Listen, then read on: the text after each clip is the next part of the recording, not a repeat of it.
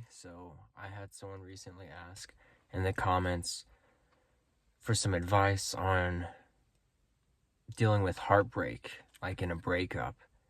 And this is something I really want to talk about because I have a lot of experience with breakups.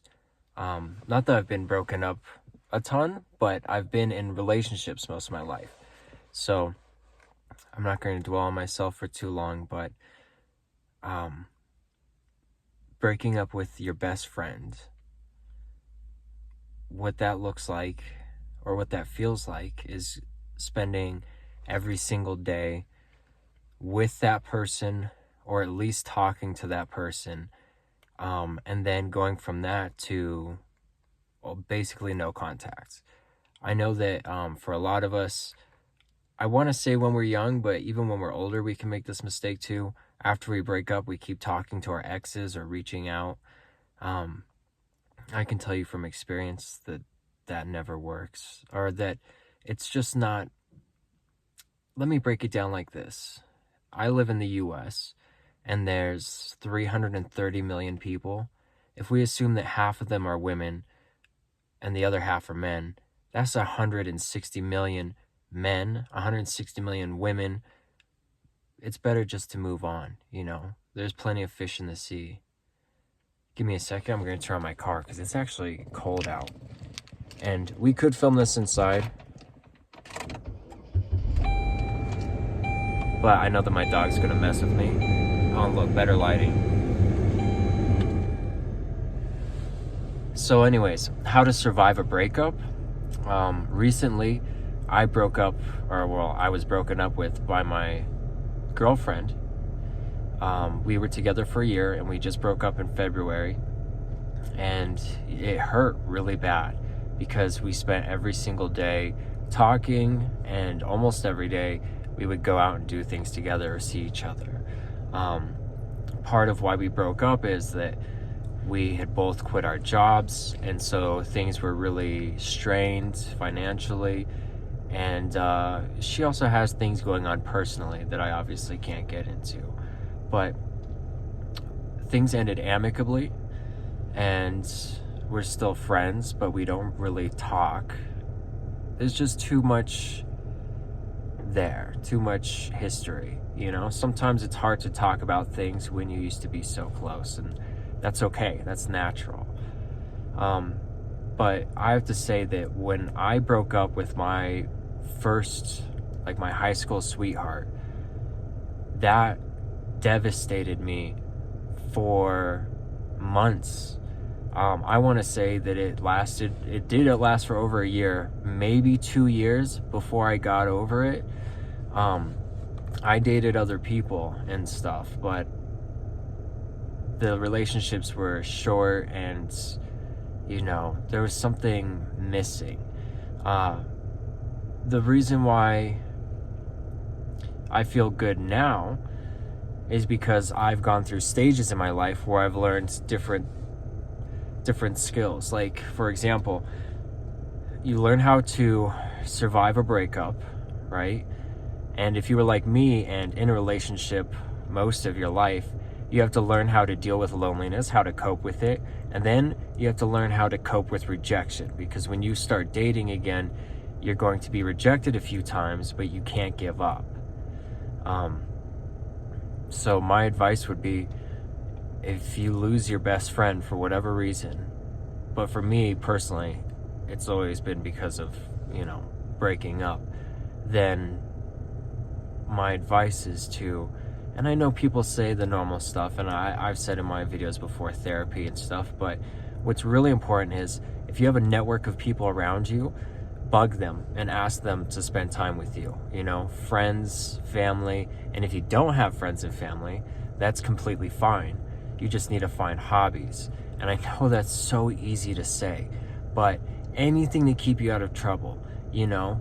Keep in mind, this is going to sound really bad, but some addictions are worse than others, you know. Don't start drinking, but if you're watching more TV than you used to, that's okay. It's okay if you feel like, okay, I got addicted to video games, but, you know, don't pick up smoking, for instance. So my advice for surviving and getting over a breakup is that you want to keep your mind busy and distracted, and do take a long break before you get back into a relationship. Theoretically, if you can, let's say if you dated this person for a year, try to go for around half of that. So if you dated someone for a year and you break up, try to go for 6 months where you get your head straight and you're single. You don't want to lose your identity. You don't want to be someone who is going from one relationship to another and never spends any time single, figuring out who they are and what they like to do. And eventually there might be a point where you want to have space and be alone, and you might be stuck at home with kids, or stuck working because you have kids at home, or whatever, there's just no rush, right? And no matter how much you love that person, I've lost 3 people incredibly close to me, partners, and each time, one was my high school sweetheart, the second was someone who we thought we were going to have a child together, and then the third person was my best friend who I just broke up with this February. Each time it happens, they're painful in different ways, and it is incredibly painful, and you just have to accept that and process that emotion. I knew it was gonna suck, and sometimes it does suck. A couple nights ago I had a really bad dream, and I woke up and I was like, I can't talk to that person and tell them everything in my life anymore, like about my bad dreams or something, right? You have to understand that that's a part of being in love, right? You have these extreme positive emotions. When they're taken away, it's gonna suck, right? And it's worth it. So eventually you'll fall in love again, and you'll meet someone else, or you'll find something else that gives you that same. And by the way, it's not about finding someone else.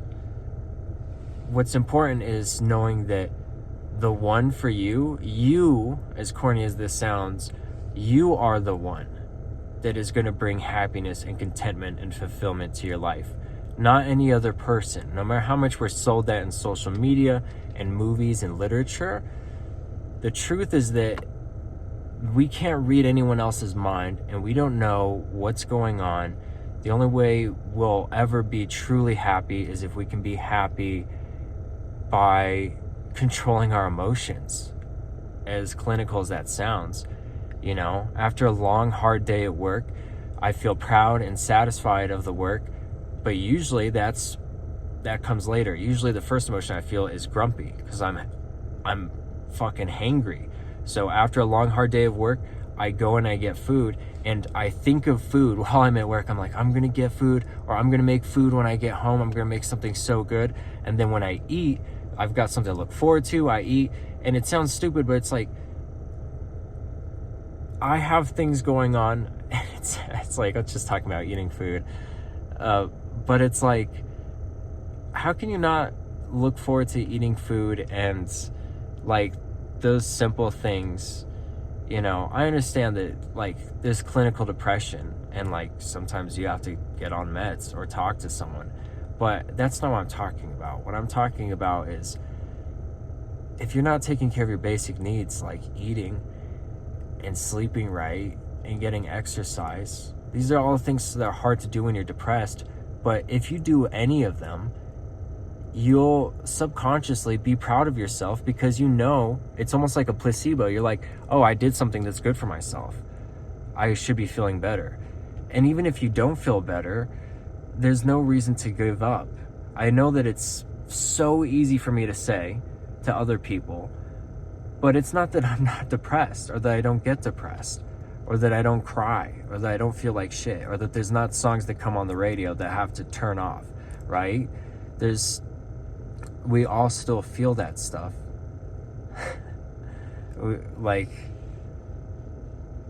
And that's just part of being human, like point blank, you know? No matter how old you get, your partner could cheat on you, or they could pass. Anything could happen, any horrible thing. And I'm not saying that we need to be ready to be alone, but that's where the true contentment is. You know, that's where it lies. You know, no one else is going to bring fulfillment to your life, especially not having a kid. Being yourself authentically and figuring out what you want to do, how you're going to help the world. I think that it is important that we do something to help kids. If you're not going to have kids, and that's something you really need to think about, is if you want to have kids.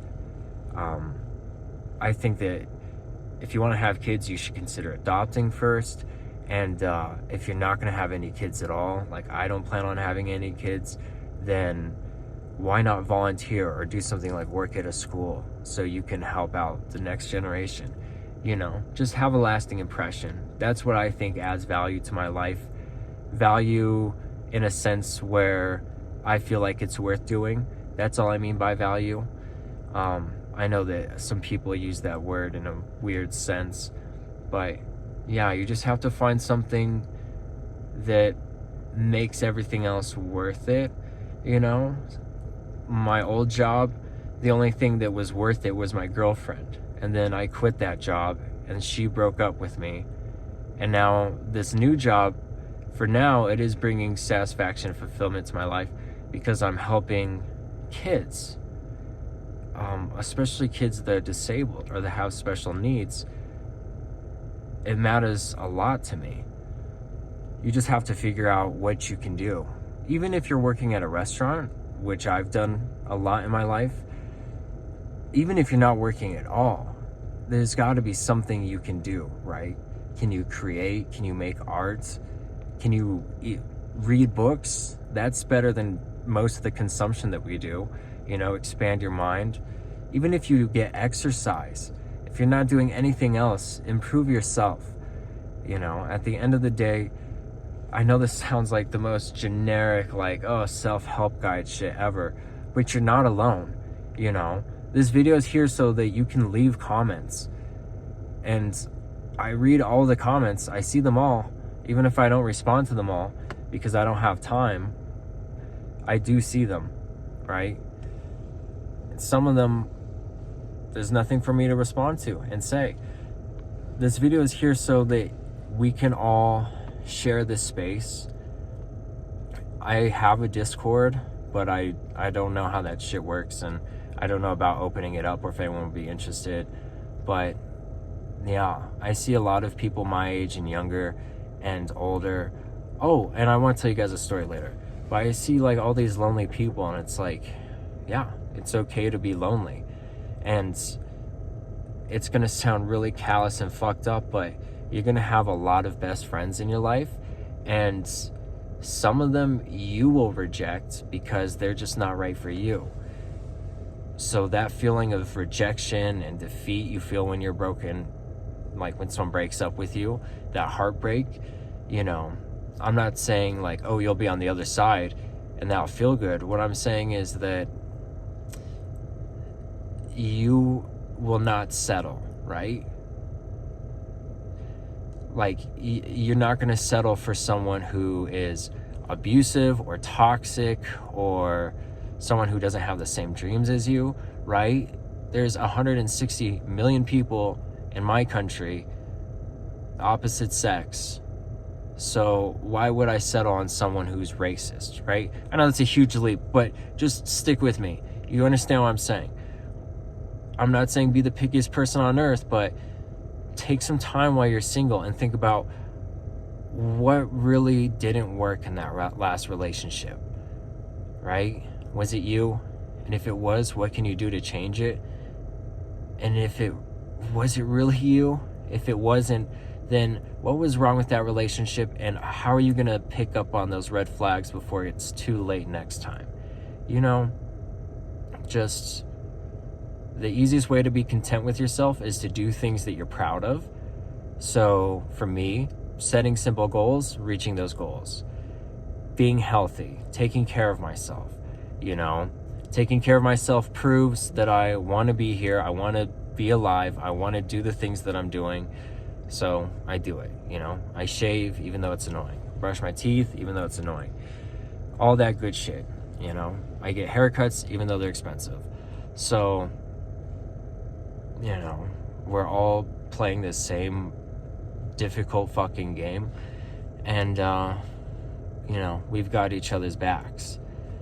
So anything too negative in the comments, I normally just ignore stuff, but I want this to be a safe spot. So if you guys put, you know, stuff down there, I'll be reading through it and moderating, and I'm pretty sure I can delete stuff, but I haven't seen anything that would be worth deleting so far.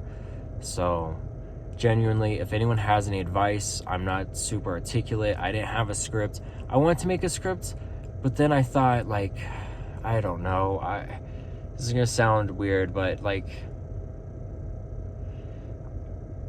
I just wanted this to be kind of like heartfelt. That's really cringy. I'm not the most articulate person, especially when I write shit down, so it wouldn't have really helped. But I really do appreciate anybody who ever stops by and watches. And yeah, if you want me to go into more detail about my other breakups, like the one where I thought I was gonna have a kid and stuff, I can. I don't really want to go into too much more detail like than you guys ask for, because I don't care about my stuff. I just want to relay my emotions and my experience to you guys and say that it gets easier to handle breakups, genuinely. I'm not saying you bounce back right away. You still feel shitty and you still cry. But you just realize that, hey, you've done this before, you know. That one wasn't the one. It's not perfect, you know. And at this point in my life, you know, I'm starting a new career. So sometimes things just don't line up perfectly, you know. Most of the time, unless you're married, you don't really make these huge, big exceptions. Like, you know, oh, we're both, like, if you have all this shit going on, it can get in the way of your relationship, unless you like are specifically married, because you have like a bunch of shit financially tied together. There's a lot of stuff going on. I don't want to get too deep into it, but breakups are hard, period. The only way to get through it is to focus on something. The best thing you can focus on is improving yourself. There's a million ways to do it too. Eating better, having better hygiene.